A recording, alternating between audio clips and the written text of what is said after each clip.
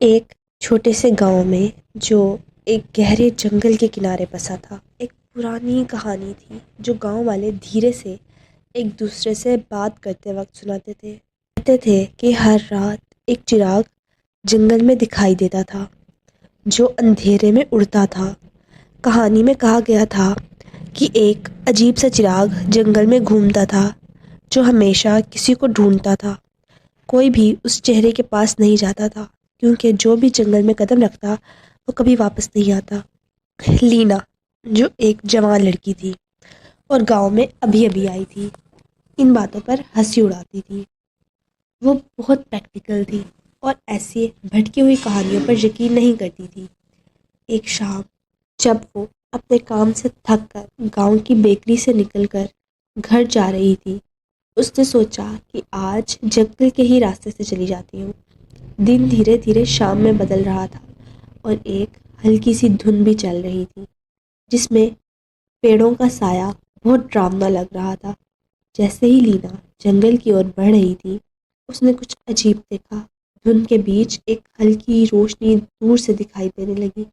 پہلے تو اس نے سوچا شاید یہ اس کی آنکھوں کا کھیل ہو، لیکن جیسے جیسے وہ آگے بڑھی روشنی اور تیز ہونے لگی۔ ایک چراغ تھا جو ہوا میں دھیرے دھیرے جھول رہا تھا اور جنگل کی زمین پر عجیب سا پرکاش ڈال رہا تھا۔ لینا کا دل تیز تیز دھڑک رہا تھا، لیکن اس کی ہمت نے اس کے ڈر کو پیچھے چھوڑ دیا۔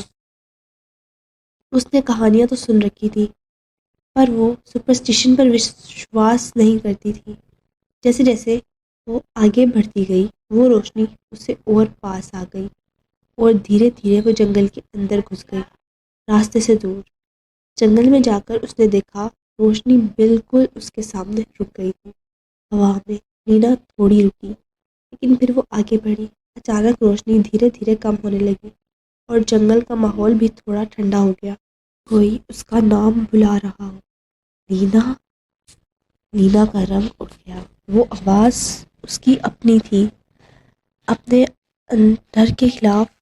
لینا ایک قدم پیچھے ہٹی، لیکن اسے پہلے کی وہ بھاگتی اس کے نیچے کی زمین ہل گئی، جیسے وہ سب کچھ بدل گیا ہو۔